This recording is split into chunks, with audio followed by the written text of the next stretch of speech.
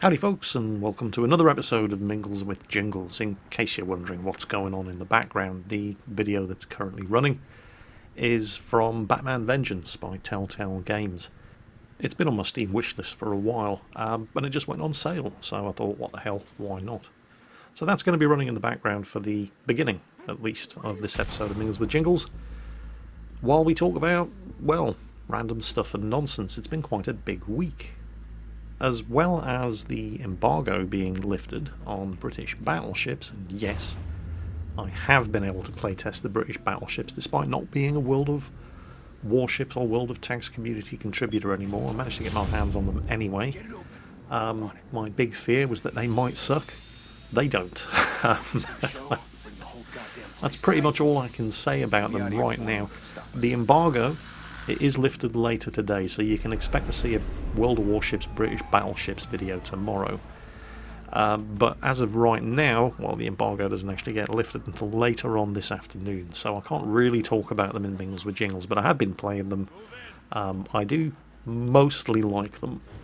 They definitely don't suck, and they're definitely worth the effort.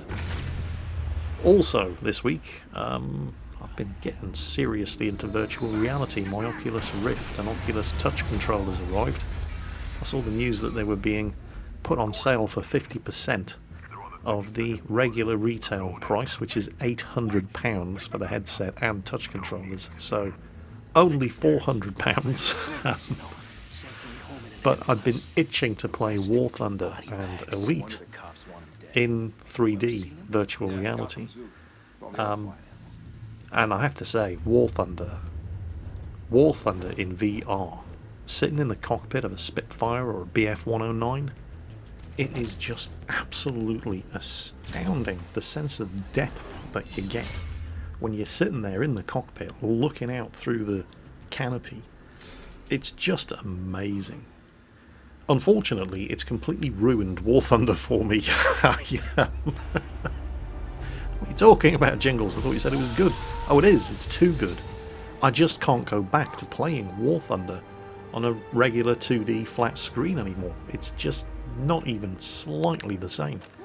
The only problem is you can't really... I mean, maybe you can, but I certainly can't control an aircraft with any degree of competence in War Thunder VR using mouse and keyboard controls. Certainly not if you're sitting inside the cockpit, and you need to be sitting inside the cockpit because the view is just unbelievable.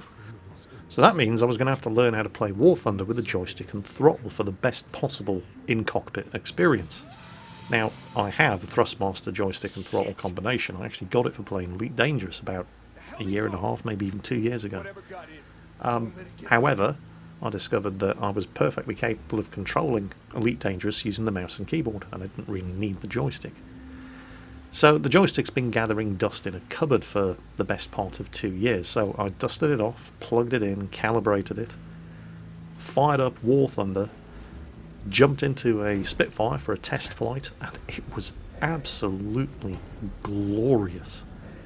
I just flew around. I mean, it was a test flight, there was nothing for me to shoot at, but just flying around, admiring the scenery and the view and the sense of being in the cockpit of a Spitfire was absolutely mind-blowing.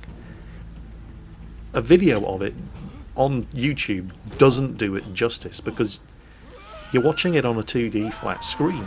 You're not getting the sense of immersion, the sense of depth, the scale, the 3D. You just have to take people's word for it or try it for yourself. There is no going back to playing War Thunder on flat screen 2D when you've experienced it in VR. Unfortunately, that's kind of where the problem started to creep in.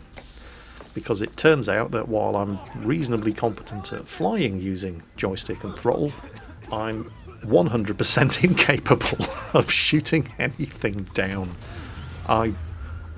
That little bit of fine control that you need to actually get the nose of the aircraft and therefore the guns pointing at a target that's trying to avoid being shot, it's a lot harder than it looks. After trying it for myself, I have newfound respect and admiration for people that send me War Thunder Simulator replays in, where they're doing basically exactly that in their own games of War Thunder, and running up cricket scores against the enemy team while doing it. Playing the game in VR is not without its downsides, however, particularly when it comes to flying aircraft in War Thunder, because it's at effectively half the resolution that you're used to. Because of the way VR works, it's making your PC render the view separately for each eye, so it's having to do twice as much work, and in order to be able to do twice as much work, it reduces the resolution. So when you're scanning the sky looking for enemy aircraft, I don't know if you ever watched somebody when they're doing a War Thunder simulator replay, running at high resolution, and they spot something. I mean, you don't see it, but they have spotted something, and you see them turn, and then after a couple of seconds, maybe, looking in the direction that they're looking, you see this tiny little pixel-sized speck off in the distance. And that's the enemy aircraft that they've noticed. Well, when you're running the game at effectively half the resolution, it's a lot more difficult to spot those tiny little specks that represent the enemy aircraft off in the distance. It's absolutely fine for looking at fine detail close up when you're examining the instrumentation in the cockpit or looking out the window at the camouflage pattern on the wings of your aircraft, for example, because of texture filtering and anti-aliasing. It does a good job of fooling your eyes into not realising that you're watching something in as low a resolution as you are actually watching it, but it's when you come to try to spot things off in the distance, that's where it becomes apparent. It's definitely not a game breaker, but it's just something to be aware of. I'll tell you what else is amazing in VR, Elite Dangerous. Although I do have some of the same issues with Elite Dangerous that I had in War Thunder when I was trying to control it with mouse and keyboard before I switched to joystick and just remapped various functions to the spare buttons on the throttle and joystick, in that I can't remember where all the keys are when I'm sitting there staring at the keyboard. But in Elite it's not that much of a problem, because you can activate a lot of the controls on the ship just by looking, turning your head around and looking at the various different multifunction displays and activating them from there. So if you can't find the L key, for example, you've just taken off from a space station and your landing gear is still deployed, and rather than just feeling your way around the keyboard and trying to find the L key, you just turn your head to the right, multifunction display pops up, and using the WASD keys, which your left hand is on anyway, you can retract your landing gear from there. As well as that, I've heard people recommending some software called Voice Attack, which is basically voice recognition software that you can use to control various different functions within the game just by issuing voice commands. So I've just downloaded and installed it. I haven't actually played Elite with it yet, but apparently using Voice Attack, if you want to retract your landing gear, you just say landing gear and it does it for you. So that is something that would probably work very, very well with a game like Elite, because it's not going to break the sense of immersion. You're sitting there telling the ship's computer to switch off the landing lights or retract the landing gear or initiate a hyperjump. You're flying a starship after all. It's not unimaginable that you would use your voice to issue commands to the ship's computer. I'm sure Voice Attack would work very, very well in War Thunder as well, but it might break the sense of immersion just a little bit if you're controlling the flaps on a World War II fighter aircraft by telling the aircraft to retract the flaps. It's, yeah. And the sense of immersion is the reason why you're playing these games in VR in the first place. So Elite works very, very well in VR, and you've got that, just as in War Thunder, sitting inside the cockpit of an aircraft, you've got that 3D effect, as well as the whole virtual reality thing. Everything's in 3D, and I have spent hours today just flying around looking at things. And it's like you're seeing them for the first time. The sense of immersion is absolutely just amazing. Sadly, again, this is just one of those things. You're going to have to take my word for it or try it yourself, because, once again, even if I was going to record the gameplay of myself flying around in Elite, in VR, the video would just look exactly like somebody playing Elite on a regular 2D flat screen monitor, because you're watching it on a regular 2D flat screen monitor, so it would mostly be a waste of time. So, War Thunder and Elite Dangerous, two games that work astoundingly well in virtual reality, but were never written with virtual reality in mind. Instead, they've been adapted to it after release. What about all those games that have been written specifically to take advantage of VR? What are they like? Are they here to stay, or is virtual reality just a bit of a novelty and a flash in the pan, here today, gone tomorrow? It's hard to say, and I think it's going to depend on how good the games are and how affordable the virtual reality setup is, and Oculus Rift have definitely taken a step in that direction by slashing the price of their headset and touch controllers by 50%. It's still expensive. I mean, £400 isn't exactly chump change. And a lot of the games that you can play in VR would be completely mediocre if it wasn't for the fact that you're playing them in VR. And the problem that you have when all your game really has to sell itself is the fact that you are playing it in VR. Aside from that, it's a fairly mediocre title. Is that once that novelty factor wears off, you're left with a fairly mediocre title that doesn't really bring anything new to the table. There are some astoundingly good VR games out there, but there aren't that many of them. One of the most popular VR titles, and it's one that comes with the bundle that you get when you buy the Oculus Rift, is called Robo Recall. Now, I featured this in my Casual Saturday video. And it's not a terribly complicated game. At its heart, it's just a light gun shooter. You had those on the Nintendo Entertainment System like 30 years ago. But it's a very, very good light gun shooter. And it does neatly address one of the big problems that you can have with a virtual reality game, and that's the question of movement. Because at the end of the day, you're either sitting in a desk in front of your PC, if you're playing a game that involves simulating sitting in a desk or a cockpit, for example, like a flight sim, or something like Star Trek Bridge Crew, which is very, very good. More on that in a moment. Or you're standing in the middle of a room with limited space to actually move around. Now, when you're playing something like Robo Recall, it involves moving through the streets of a city, shooting lots and lots of robots. How the hell do you simulate that when you can't actually move more than a couple of feet in any given direction? And what a lot of these games do is they get around it by giving you the option of teleporting from one spot to another. You just point the controller to where it is you want to be, press the teleport button, and bang, you're there. And then you can turn around, face a new threat from a different direction, and carry on playing your game. Now, the better VR games out there make this an integral part of the gameplay. They build the gameplay around it rather than just having it in there as a sort of clunky way of facilitating movement within the game. There's another game out there called Onward, which tries to use the thumbsticks on your controller to replicate the kind of control that you get over a character in a first-person shooter on a console, for example. But it's still a real struggle to try to simulate the freedom of movement that you experience and enjoy when you're playing a first or third-person shooter on PC using mouse and keyboard. I'm not entirely sure that trying to simulate mouse and keyboard controls using a touch controller is the right way to go. And certainly the very, very best VR experiences that I've had so far have been from playing games that don't even try. And instead, they embrace the fact that you're using a touch controller, and the game environment is built to take advantage of that. And possibly the single best example that I've seen of this so far is this little game called Lone Echo. Hera, open a new voice log entry. Acknowledged. Recording. Okay. This is Captain Liv Rhodes, personal log entry for 7 of October 2126. This will be my final week aboard Kronos 2. In just a few days, I'll be leaving Saturn behind and making my way to my new assignment on Ceres. A bit odd, actually, saying it out loud.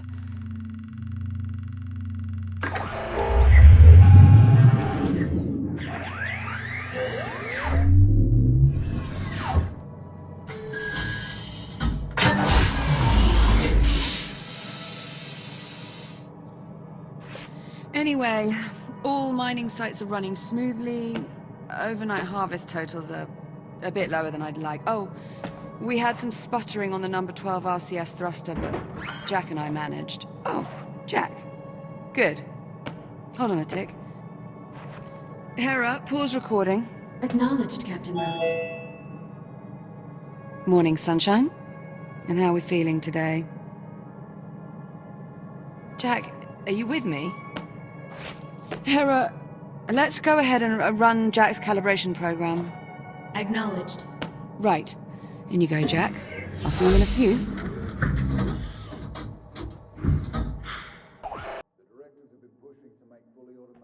Lone Echo puts you in control of a utility android on board the space station Kronos, which is a mining facility in orbit around the rings of Saturn. It's in zero gravity, and it works amazingly well. Jack, what happened? My calibration program crashed.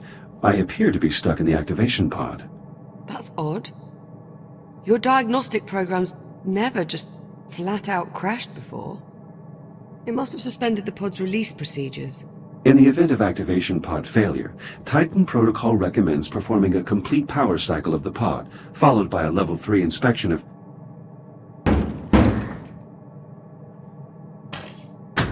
You're all set.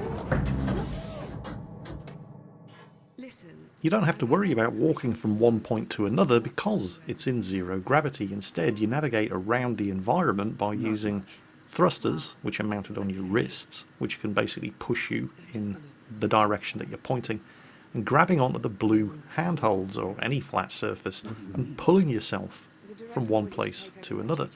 It just requires a little push, and off you go, because you're in zero gravity. Once again, and you're probably going to get very, very sick if you're not already of hearing me say this, while it does look pretty impressive on a 2D screen, it can't even hold a candle to the sense of immersion that you get from playing it for yourself in virtual reality with full 3D. It really is an astounding game. As far as the plot of the game's concerned, well, big surprise, something goes horribly wrong. Wouldn't be much of a... Well, then again, that's the thing. I was going to say it wouldn't be much of a game if stuff didn't go wrong, to inject an element of drama in there, but there's a lot to be said for just floating around this massively detailed interior of the station, and the exterior of the station as well. You can go spacewalking and just playing with all the various different systems on board the station. But naturally it's a game, so something goes wrong. Some kind of anomaly appears in Saturn's orbit, and it throws a spanner into the works of the space station, so you have to start running around, floating around, fixing the various damaged systems, and then things take an alarming turn for the worse. And I'm not going to say any more because I don't want to spoil it any further for you, but it really is an outstandingly good game. It takes advantage of the unique opportunities afforded by playing something in virtual reality in a way that very, very few VR titles do. My only problem with a game like Lone Echo is that it's what's called a room-scale virtual reality game rather than a sitting or standing scale virtual reality game. You see, when you're playing something like Elite Dangerous or War Thunder, that's a sitting or standing scale game. It's perfectly 100% entirely playable while you're sitting at the desk of your PC.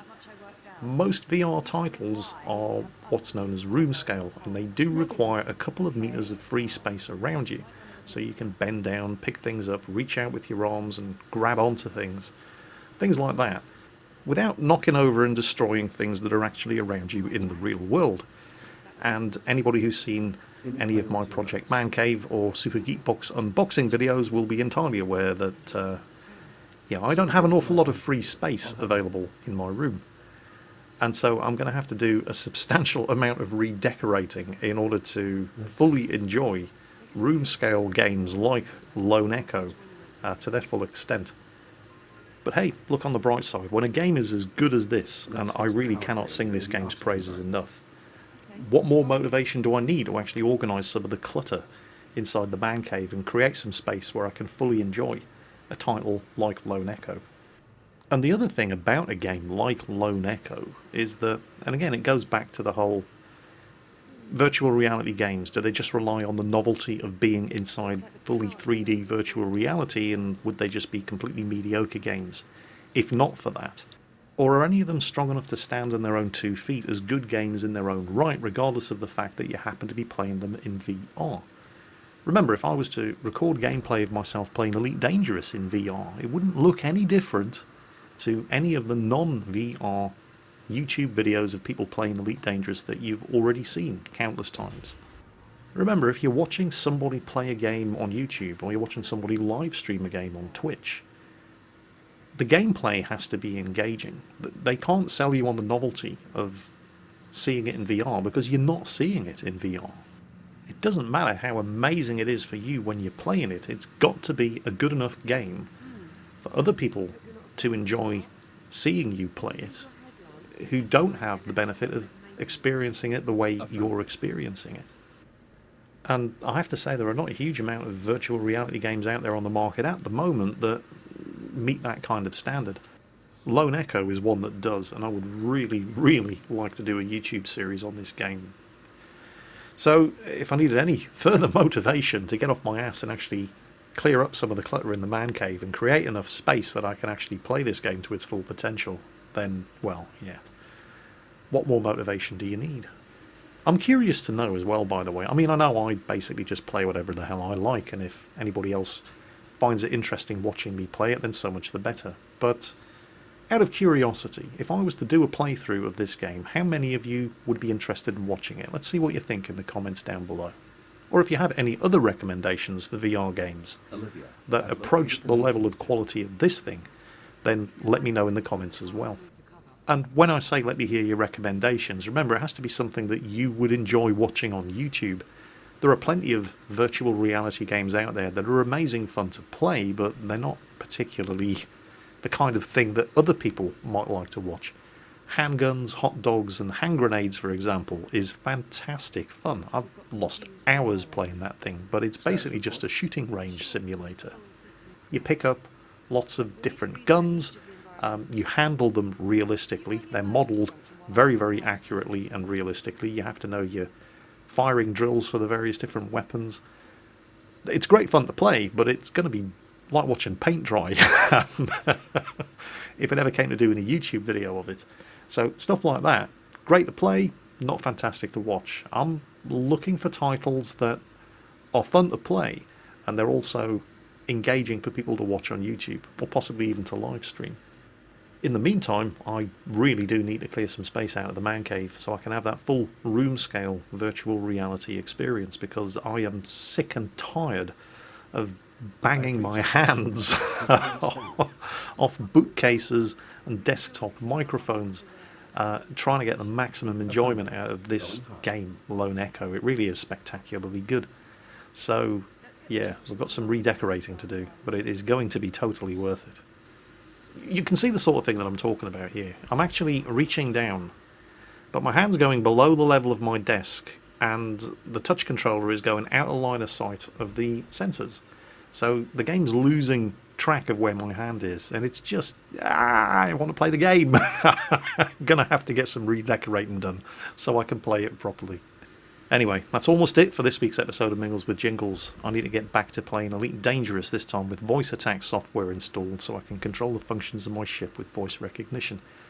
I just wanted to leave you with a little piece of footage that I captured from within the Disney VR experience. Wait, what, Disney? Ah, well, yes, you see, Disney own the rights to Star Wars now, don't they? And Star Wars is awesome. So think of this as a sort of bonus featurette at the end of this week's episode of Mingles with Jingles. What you're about to see is a behind-the-scenes featurette filmed on the scene of Rogue One, a Star Wars story, but what makes it special is that it was filmed using 360-degree cameras. Hope you enjoy it, and as always, take care, and I'll catch you next time.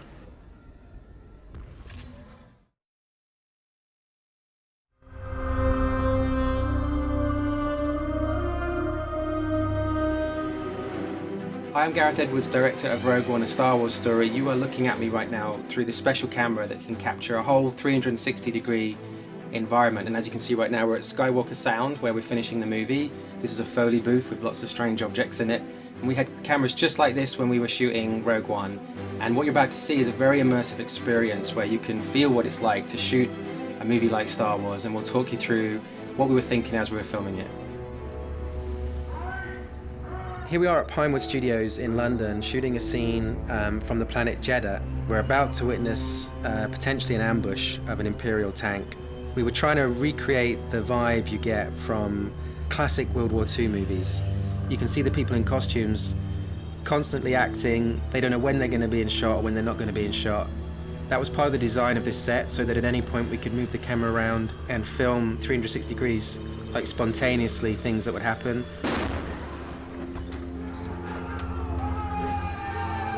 We wanted this to feel like as immersive as possible, like you're in a real war zone situation. Some of these creature designs, like these two ladies here with the guns, they look fantastic, and unfortunately when it comes to Star Wars, it's kind of an embarrassment of riches. You see in different shots just fleeting glimpses of all these amazing designs that the creature department came up with. The tank itself is a real tank. It was, I'm not sure if it's World War II, but it was a fully functioning tank that had the look of something that could be in Star Wars. And once we had the tank, essentially the concept designers designed over the top of it to see what we could stick on it to make it feel more like a Star Wars vehicle. And the drivers themselves are tank drivers. The guy with his head just sticking out the bottom of the tank at the front, that's the real tank driver. And so we had to be careful, because otherwise the tank would have smashed into a building for real. And actually George Lucas came to visit in pre-production, and one of the things he pointed at was a stormtrooper helmet. So like in the last minute we decided to make the tank drivers unique to stormtroopers and give them these helmets that we really liked. Where Diego stood just to the right of him, if you're a big fan of Star Wars, you'll notice those boxes on the wall are the exact same boxes that you see in the cantina, just as C-3PO is turned away by the barman. That film set so close to A New Hope, we wanted the aesthetic to feel very connected. If you look at some of the doorways on Jeddah, you'll see there's an edge to them that's identical to the edges on the doorways of Luke's homestead in Tatooine. And so we were always going back to A New Hope for the main reference of how to do all the details of the architecture and things. Hopefully a lot of what you're seeing feels very familiar to other Star Wars, but we also wanted to make sure it felt like an unexplored part of the world. We're experiencing it in a way that feels organic, like this place could actually exist. And it's crucial really to believing in what our heroes are fighting for.